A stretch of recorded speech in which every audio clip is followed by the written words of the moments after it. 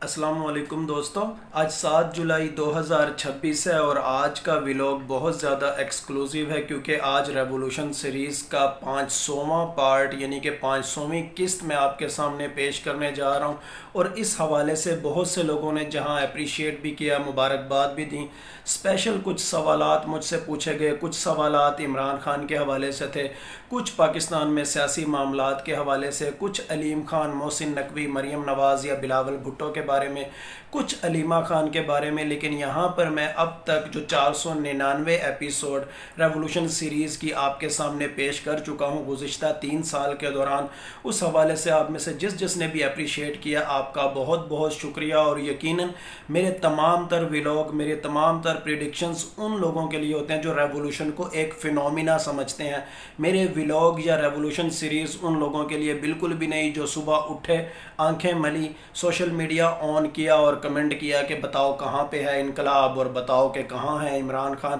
یا بتاؤ کہ کہاں ہے تبدیلی۔ ان لوگوں کے لیے میرے ویلاگ بالکل بھی نہیں ہوتے۔ ریولوشن ایک فینومینا ہے جو کبھی بھی ایک دن، ایک ہفتے یا ایک سال کے اندر نہیں آتا۔ اٹ ول ٹیک ٹائم، اور یہ ہمیشہ ٹائم لیتا بھی ہے۔ ایران کے اندر بھی جو ریولوشن آیا تھا وہ 1963 میں اس کے سیڈز گرو کرنا شروع ہوئے تھے اور 1979 میں جا کر انقلاب کمپلیٹ ہوا تھا۔ اب آج کے دن کے حوالے سے اگر مختلف سوالات میں ایڈ کروں جو مجھ سے اسپیشل آج کے ایپیسوڈ کے دوران مختلف لوگوں نے پوچھا، کچھ نے سراہا، کچھ نے پاکستان کے موجودہ پولیٹیکل سیٹ اپ کے حوالے سے سوالات پوچھے۔ سب سے پہلے تو میں ایک صاحب کا کمنٹ شیئر کرنا چاہوں گا۔ انہوں نے مجھے ملک محبوب کے حوالے سے کہا کہ ملک محبوب نے بھی آپ کی سابقہ تمام تر پریڈکشنز کہ کسی ماؤنٹینیس ایریے کے اندر ریڈنس ہو سکتی ہے، اس حوالے سے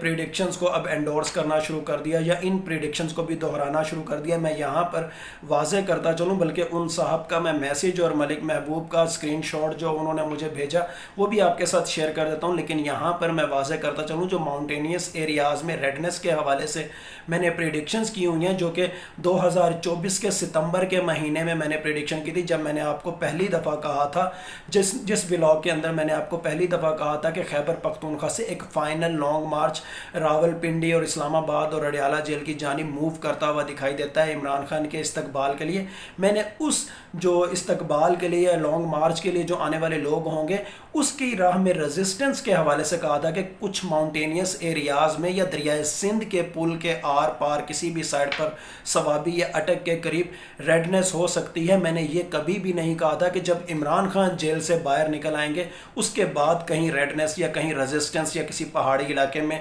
خدا نخواستہ کچھ ایسا ویسا ہو سکتا ہے اس کے بعد، بلکہ میں نے یہ اس ولاگ کے اندر کہا تھا 12 ستمبر 2024 کو کہ عمران خان کے استقبال کے بعد، ان کے ویلکم کے بعد، ان کے جیل سے نکل آنے کے بعد جہاں جہاں سے ریزسٹنس کا گمان ہوگا، چاہے وہ پہاڑی علاقے، چاہے وہ جی ٹی روڈ سے منسلک کچھ علاقے، الٹا وہاں سے گلپاشی ہوگی، وہاں سے ریزسٹنس نہیں ہوگی۔ ہاں، پہلے جو روکنے والا معاملہ ہے اس حوالے سے ہم کہہ سکتے ہیں، اور وہ تمام تر معاملات جو روکنے کے حوالے سے یا ریڈنس کے حوالے سے، وہ بھی صرف اس وقت تک ہیں جب تک اگر عمران خان کی الیک سلیک نہیں ہو جاتی پروبیبلٹی کے اکارڈنگ۔ اور اسی 12 ستمبر 2024 والے ولاگ کے اندر ہی میں نے عمران خان کی آنکھوں کے حوالے سے بھی پریڈکشن کی ہوئی ہے۔ آپ میں سے جن لوگوں نے یہ ولاگ نہیں دیکھا، اس ولاگ کے کلپ بھی میں بارہا شیئر کر چکا ہوں، جب سے عمران خان کی آنکھ کا ایشو بنا اور کیوں بنا اور کیسے بنا، یہ تمام تر فینومیناز میں اس ولاگ کے اندر ڈسکس کر چکا ہوں۔ بہرحال اگر اب کوئی میری ان پریڈکشنز کو کاپی کرتا ہے یا دہراتا ہے یا انڈورس کرتا ہے تو میں صرف یہاں پر یہ کہہ سکتا ہوں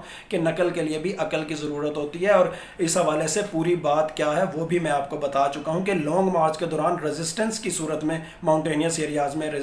کیا کہتے ہیں ریڈنس ہو سکتی ہے، لیکن جیل سے نکل آنے کے بعد یا ویلکم کر لینے کے بعد ہر دو صورتوں کے اندر اس کے بعد جا کر یہ پرابلم نظر نہیں آتی پھر، بلکہ جہاں سے آپ کو ریزسٹنس کا گمان ہوگا وہاں سے الٹا گلپاشی بھی ہو سکتی ہے۔ اب آج کا ولاگ پراپر اگر ہم شروع کریں تو سب سے پہلے جیو نیوز کے خلاف آپ کو ایک مہم نظر آ رہی ہے، ایکس کے اوپر مسلسل ٹرینڈ نظر آ رہے ہیں، اور جو ٹرینڈ نظر آ رہے ہیں ان کے اندر جو بھی پوسٹ کی جا رہی ہیں اس پہ خادم رضوی کی تصویریں یا لبیک یا رسول اللہ کی تصویریں، اور یہ جو لوگ بھی ان ٹرینڈز کو پروموٹ کر رہے ہیں، جن اکاؤنٹوں سے اس قسم کی پوسٹ شیئر ہو رہی ہیں، اب تو میں اتنا شعور آپ لوگوں کو دے چکا ہوں۔ ایکس کے اوپر جو مصنوعی ہیش ٹیگ کمپین یا copy paste hash tag campaign ہے، اس حوالے سے میں نے آپ کو متواتر بتایا ہوا تھا کہ جولائی اور اگست کے دوران یہ ہیش ٹیگ مہم، یہ مصنوعی ہیش ٹیگ پالیٹکس، یہ آپ کو ایکسپوز ہوتی ہوئی دکھائی دے گی۔ اب مجھے بہت سے لوگوں نے بتایا کہ جن جن اکاؤنٹ سے جیو نیوز کے خلاف کمپین کی جا رہی ہے اور خادم رضوی کی تصویریں یا لبیک یا رسول اللہ کی تصویریں لگا کر شیئر کی جا رہی ہے، وہ سب کے سب فیک اکاؤنٹ ہیں،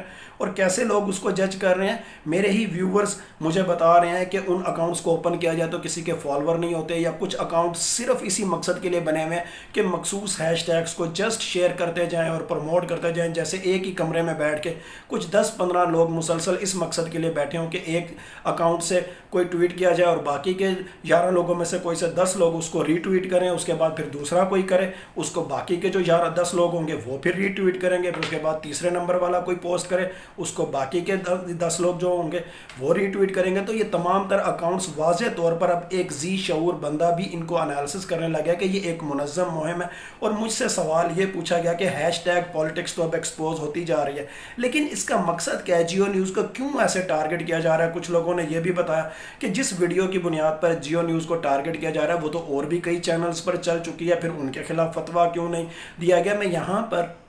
اگر جیو کے خلاف اگر کوئی مہم جو چل رہی ہے اس کے حوالے سے ڈسکورس انالیسس کروں، نیومرولوجیکل جیومینسی کے اکارڈنگ بتاؤں یا زورواسٹرن نیومرولوجی کے اکارڈنگ بتاؤں، ہر دو صورتوں کے اندر یہ مہم ایک مصنوعی مہم لگتی ہے، اور یہ صرف جیو کے خلاف نہیں، یہ سارے میڈیا کو ایک نئی ڈائریکشن میں لے جانے کی ایک منظم کوشش ہے، اور میڈیا کے لیے نئی حدود کا تعین کرنے کی کوشش ہے، میڈیا کو ایک نئی حدود کے لیے پابند کرنے کی ایک مہم ہے۔ مذہب تو جہاں پر اور مسلک تو یہاں پر صرف اور صرف آپ کہہ لیں کہ ایک پولیٹیسائزڈ ٹول کے طور پر استعمال ہو رہا ہے، خادم رضوی کی تصویر پولیٹیسائزڈ ٹول کے طور پر استعمال ہو رہی ہے، اور یہ چینل جس کے بارے میں ہم کچھ دن پہلے بھی ولاگ کر چکے ہیں کہ اس چینل کے بارے میں یہ کہا جاتا ہے کہ یہ تو پرو نون لیگ چینل ہے، اس چینل کے اوپر در حقیقت اس کے اوپر فوکس کرنے کا مقصد یہ ہے کہ اب نون لیگ کے بارے میں بھی پالیسی کو چینج کیا جائے اور باقی چینلز کو بھی ڈائریکشن دی جائے کہ وہ جو ایک نیا سیاسی نظام کہیں نہ کہیں جس کے اوپر ورکنگ جاری ہے، جس کے حوالے سے میں آپ کو پہلے بھی بتا چکا ہوں، کچھ دن پہلے بھی میں نے ایک ولاگ کیا تھا کہ علیم خان کے حوالے سے تو میڈیا میں یہ باتیں چلنے لگی ہیں نا کہ وہ شاید کسی کے رشتہ دار ہیں، یا شاید کسی کی ان سے بہت زیادہ دوستی ہے، کسی سے ان کی بہت زیادہ محبت ہے، جس کی وجہ سے شاید آنے والے ایک نئے پولیٹیکل کلچر کے اندر اس کو بہت زیادہ نوازا جا سکتا ہے۔ یہ خبریں جب سے اوپن ہونا شروع ہوئی ہیں میڈیا کے اوپر، ان حوالوں سے ڈیبیٹ ہونا شروع ہوئی ہے، اب پیرالل علیم خان کے اوپر کام کرنا شروع کر دیا گیا ہے، اور اب علیم خان کی پروبیبلٹی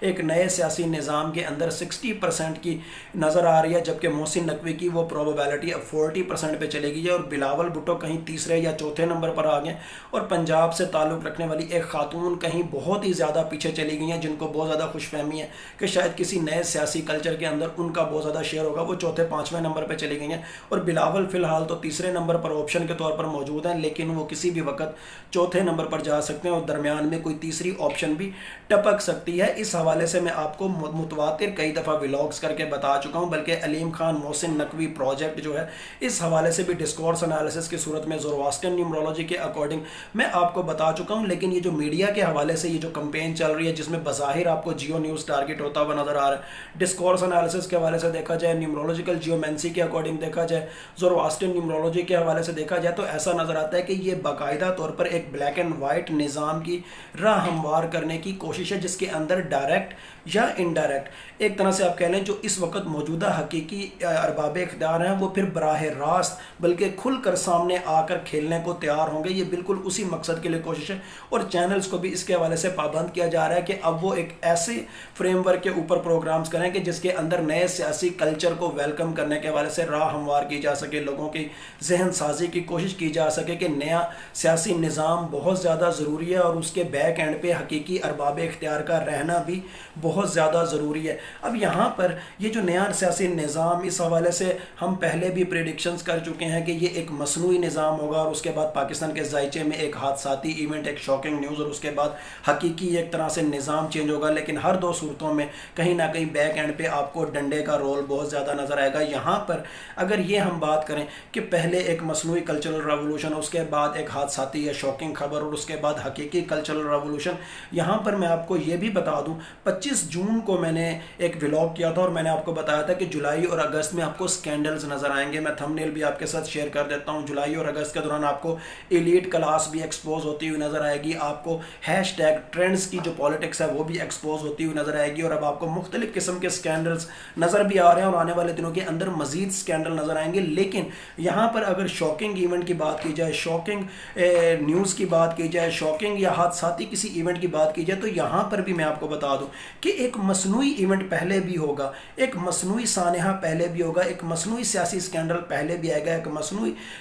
کرپشن کا سکینڈل پہلے بھی آئے گا جو ایگزسٹ تو ایک عرصے سے کر رہا ہوگا, لیکن اس کو ایک خاص مقصد کے لیے آگے لایا جائے گا, ایک خاص مقصد کے لیے ایکسپوز کیا جائے گا, اور اس کے بعد اچانک پالیسی شفٹ اور پھر مصنوعی کلچرل ریولوشن جس میں آپ کو ڈنڈا چلتا ہوا نظر آئے گا. لیکن یہ سب کچھ ایک بلیک اینڈ وائٹ نظام کو لانے کی, ایک نئے سیاسی کلچر کو انٹروڈیوس کرانے کی کوشش ہوگی, جس کے بیک اینڈ پہ ہم یہی کہہ سکتے ہیں کہ وہ موجودہ ارباب اختیار کا جو سیٹ اپ ہے اسی کے ایک تسلسل کا نتیجہ ہوگا. لیکن اس کے بعد پاکستان کے ذائچے میں ایک سڈن شاکنگ ایونٹ تو ہے, اس کے بعد یہی سب کچھ جو مصنوعی ہوگا یہ کہیں نہ کہیں حقیقی کلچرل ریولوشن میں بدل جائے گا, اور اس حقیقی کلچرل ریولوشن میں general Waheed Kakar type formula بھی ہوگا, جنرل ڈیگال کی طرح کی آئینی اصلاحات بھی ہوں گی, جنرل مارشل ٹیٹو کی طرح کی سینٹرلائزیشن بھی ہوگی, اور جنرل پرویز مشرف کی طرح کا ڈیولوشن پلان یا 17th امینڈمنٹ یا لوکل گورنمنٹ سسٹم وہ بھی ہوگا. اور چاہے پہلے جو مصنوعی کلچرل ریولوشن ہے, چاہے ایک حادثاتی شاکنگ ایونٹ کے بعد جو مصنوعی کلچرل ریولوشن ہے, ان دونوں کو اگر ہم کوئی ٹرم دیں, کسی ٹرم سے اگر ان کو مخاطب کرنے کی کوشش کریں تو ہم اس کو ٹیکنوکریٹ مارشل لا بھی کہہ سکتے ہیں, ایگزیکٹو کونسل بھی کہہ سکتے ہیں, کوئی اس کو نیشنل عبوری سیکیورٹی گورنمنٹ بھی کہہ سکتے ہیں, کچھ بھی اس کو کہہ سکتے ہیں. لیکن یہ ایک طرح سے ان دونوں عوامل کے اندر کہیں نہ کہیں سٹک کا بہت زیادہ رول ہوگا, اور اسی کی بیس پہ پاکستان نے تبدیل بھی ہونا ہے, چاہے ڈائریکٹ چاہے انڈائریکٹ, چاہے کیا کہتے ہیں عمران خان کے اقتدار میں آنے سے پہلے, عمران خان کے جیل سے نکلنے سے پہلے, چاہے بعد میں. ہر دو صورتوں کے اندر تمام تر جو اصلاحات, تمام تر جو سپریم لیڈر والے خد و خال جو ہیڈ آف اسٹیٹ یا ہیڈ آف گورنمنٹ کے اندر ہونے چاہیے, وہ اسی دوران میں کہیں نہ کہیں ایمرج ہوتے ہوئے نظر آتے ہیں اس نئے پولیٹیکل کلچر کے اندر, چاہے وہ مصنوعی پولیٹیکل کلچر نیا, چاہے وہ ایک شاکنگ ایونٹ کے بعد ایک نیا سیاسی کلچر جو پاکستان کے اندر ایمرج ہوتا ہوا دکھائی دیتا ہے, پاکستان کے ذائچے میں نظر آتا ہے. ہر دو صورتوں کے اندر کہیں نہ کہیں یہ تمام تر صفات, یہ تمام تر باتیں, ان کے حوالے سے میں پریڈکشنز پہلے بھی کر چکا ہوں. لیکن یہاں پر اب کچھ سوال یہ بھی ہوتے ہیں جو میں علیم خان کے حوالے سے یا محسن نقوی کے حوالے سے پچھلے دنوں میں نے کچھ ولاگ کیا, اور میں نے زوراسٹرین نیومرولوجی کے اکارڈنگ دونوں کا ذائچہ بنایا. کچھ لوگوں نے یہ سوال پوچھا کہ اگر پاکستان کے اندر حقیقی کلچرل ریولوشن آئے گا تو اس کے بعد محسن نقوی اور علیم خان کا کیا فیوچر نظر آتا ہے. مجھے ایسا نظر آتا ہے کہ جیسے یہ مصنوعی جلا وطنی اختیار کرنے کو ترجیح دیں گے, پاکستان چھوڑنے کو ترجیح دیں گے, فی الوقت یا فوری طور پر شاید یہ گرفتار نہ ہوں, لیکن کہیں نہ کہیں یہ ملک چھوڑنے کو ترجیح دیں گے, اور ان دا لانگ رن کہیں نہ کہیں ان کو قانونی حوالوں سے بھی پرابلمز کا سامنا کرنا پڑ سکتا ہے. اگر محسن نقوی کا ذائچہ بنایا جائے تو ایسا نظر آتا ہے کہ پی سی بی کے حوالے سے بھی کچھ معاملات ان کو قانونی کٹہرے میں لا سکتے ہیں. علیم خان کے حوالے سے دیکھا جائے تو پارک ویو لاہور کے حوالے سے ایسا نظر آتا ہے نیومرولوجیکل کیلکولیشنز کے اکارڈنگ کہ جیسے اس معاملے میں سخت آڈٹ ہو سکتا ہے, کچھ محکمہ جنگلات کی شاید زمینوں کے حوالے سے بھی سخت آڈٹ ہو سکتا ہے, کچھ دریائی زمین کے حوالے سے بھی سخت آڈٹ ہو سکتا ہے. کسی نے مجھ سے یہ سوال بھی پوچھا کہ اگر حقیقی کلچرل ریولوشن آتا ہے تو پھر ان دونوں صاحبان کے ٹی وی چینلز کا کیا بنتا ہوا نظر آتا ہے. مجھے سٹی 42 یا سما نیوز کے حوالے سے اگر نیومرولوجیکل کیلکولیشنز دیکھی جائیں, آج کے دن کے حوالے سے ذائچہ بنایا جائے تو ایسا نظر آتا ہے کہ یہ دونوں چینل ایگزسٹ کریں گے, یہ ختم بالکل بھی نہیں ہوں گے. ہاں یہ مرج بھی ہو سکتے ہیں کسی مین سٹریم نیشنل جو الیکٹرانک میڈیا ہے اس کے ساتھ بھی مرج ہو سکتے ہیں, کہیں نہ کہیں کسی اور کیا کہتے ہیں جو میڈیا ٹیم ہے اس کے ساتھ انکلائن بھی ہو سکتے ہیں, لیکن یہ دونوں چینل کہیں نہ کہیں ایگزسٹ ضرور کریں گے. اب ایک سوال یہ بھی پیدا ہوتا ہے کہ علیمہ خان کے حوالے سے بھی ہیش ٹیگ بہت زیادہ ٹویٹر کے اوپر پروموٹ ہو رہا ہے اور علیمہ خان کو انتشار پسند ثابت کرنے کی کوشش کی جا رہی ہے. یہاں پر بھی آپ کو یہ بتا دوں کہ اس ہیش ٹیگ پالیٹکس کو بھی اب لوگ سمجھ چکے ہیں, تاکہ اس کا مقصد یہ ہے کہ علیمہ خان کے حوالے سے ایک فیور جنریٹ کی جائے اور یہ ظاہر کرنے کی کوشش کی جائے کہ ٹویٹر تو کہیں اور سے ہینڈل ہو رہا ہے, اور ٹویٹر کے اوپر اگر علیمہ خان کے خلاف کمپین کی جا رہی ہے تو در حقیقت اندر خان نے علیمہ خان کو واقعی پی ٹی آئی کو ٹیک اوور کر لینا چاہیے. اور یہاں پر یہ چیز واضح طور پر نظر آتی ہے کہ جس دن علیمہ خان نے پی ٹی آئی کو ٹیک اوور کر لیا تو کچھ لوگوں کو جو اس مہم کے بیک اینڈ پہ علیمہ خان کو انتشار پسند بظاہر ثابت کر کے در حقیقت علیمہ خان کی فیور میں ہمدردی حاصل کرنا چاہ رہے ہیں یا کروانا چاہ رہے ہیں, وہ پھر پی ٹی آئی کو اگریسو جماعت ثابت کرنے میں ذرا بھی دیر نہیں لگائیں گے. اور ان تمام تر معاملات ان کے بیک اینڈ پہ مقصد یہی نظر آتا ہے کہ علیمہ خان کے ذریعے پی ٹی آئی کو ٹیک اوور کروا کر اگریسو جماعت ڈکلیئر کروایا جائے, اور عمران خان کا جو مذاکرات کا مینڈیٹ مینڈیٹ ہے جو ان کا عمران خان نے دو لوگوں کو محمود خان اچکزئی اور علامہ راجہ ناصر عباس کو مذاکرات کا مینڈیٹ دیا ہوا ہے، جو کہ مذاکرات اوبویسلی ساروں کو پتہ ہے، بچے بچے کو پتہ ہے کہ پولیٹیکل پپٹس کے ساتھ نہیں کرنے، کسی اور کے ساتھ کرنے ہیں، اور عمران خان کے نام کا عدد چار کا نمبر بھی واضح طور پر بتاتا ہے کہ کہیں نہ کہیں سسٹمیٹیکلی کہیں نہ کہیں بات چیت بہت زیادہ ضروری ہوتی ہے 4 نمبر والے کے لیے، کہیں نہ کہیں سے سپورٹ بہت زیادہ ضروری ہوتی ہے۔ اور جس دن علیمہ خان نے اپنے اگریسو نیریٹو کے ساتھ پی ٹی آئی کو ٹیک اوور کرنے کی کوشش کی، عمران خان کا مذاکرات کا مینڈیٹ یا اس حوالے سے علامہ راجہ ناصر عباس کی کوششیں یا محمود خان اچکزئی کی کوششیں وہ بالکل پس پشت چلی جائیں گی یا وہ بالکل فیل ہو جائیں گی، اور عمران خان کو بہت بڑا سیاسی دھچکا لگے گا۔ اور یہ ایک ایسا اندرونی کلہاڑا ہے جس کے حوالے سے ہم یہ کہہ سکتے ہیں کہ عمران خان اپنی بہنوں کی وجہ سے محبت میں کچھ بول بھی نہیں سکتے، کسی کو بولنے بھی نہیں دیتے، اور پی ٹی آئی کے دیگر لیڈران بھی اس حوالے سے خاموش ہیں یا مجبور ہیں یا وہ چپ کر کے اپنی بےزتی تو سہتے رہتے ہیں لیکن وہ یہاں پر بول نہیں سکتے۔ لیکن اس ہیش ٹیگ کا مقصد بھی کہیں نہ کہیں ڈائریکٹ یا انڈائریکٹ پی ٹی آئی کو اگریسو جماعت ثابت کر کے اس حوالے سے عوام کے دلوں سے بھی پی ٹی آئی کی محبت کو دور کرنا اور عمران خان کے نیریٹو کو بھی ڈاؤن کرنا۔ لیکن الٹیمیٹلی یہاں پر اگر میں نیومرولوجیکل کیلکولیشنز کے اکارڈنگ بتاؤں، ٹویٹر پر یہ جتنے بھی ہیش ٹیگ پالیٹکس یا hashtag copy paste trend آپ کو نظر آ رہے ہیں، در حقیقت یہ ڈیجیٹل وارفیئر ہے، اور یہ تمام تر ڈیجیٹل وارفیئرز جتنے آپ کو نظر آ رہے ہیں یہ ایک نہ ایک دن ڈیجیٹل بھول بھلائیوں میں گم ہونے والے ہیں۔ جولائی کے حوالے سے پریڈکشن ہو، اگست کے حوالے سے پریڈکشن ہو، مجھے آج بھی کچھ لوگوں نے بتایا کہ آپ نے 25 جون کو جولائی اور اگست کے حوالے سے جو پریڈکشن کی تھی وہ دو صاحبان نے، ایک ان میں جرنلسٹ ہیں اور ایک اپنے آپ کو آسٹرولوجر کہتے ہیں، انہوں نے بھی رپیٹ کرنا شروع کر دیا۔ لیکن بہرحال ان سب کا بھی شکریہ اگر وہ یہ تمام پریڈکشنز رپیٹ کر رہے ہیں، لیکن میں پھر یہی کہوں گا میں جو کچھ آپ کو بتاتا ہوں نیومرولوجیکل کیلکولیشنز کے اکارڈنگ بتاتا ہوں، نیومرولوجیکل جیومنسی کے اکارڈنگ بتاتا ہوں، اور یہ غیب کا علم بالکل بھی نہیں، یہ سائنٹیفک کیلکولیشنز ہیں۔ اور اس حوالے سے ہمارا ایمان ہے کہ اللہ تعالیٰ چاہیں تو یہ سب کچھ ہو، اللہ تعالیٰ چاہیں تو کچھ بھی نہ ہو، اللہ تعالیٰ چاہیں تو کچھ ہو اور کچھ نہ ہو۔ بلا شبہ غیب کا علم صرف اور صرف اللہ تعالیٰ کی ذات کو ہے۔ Thank you so much.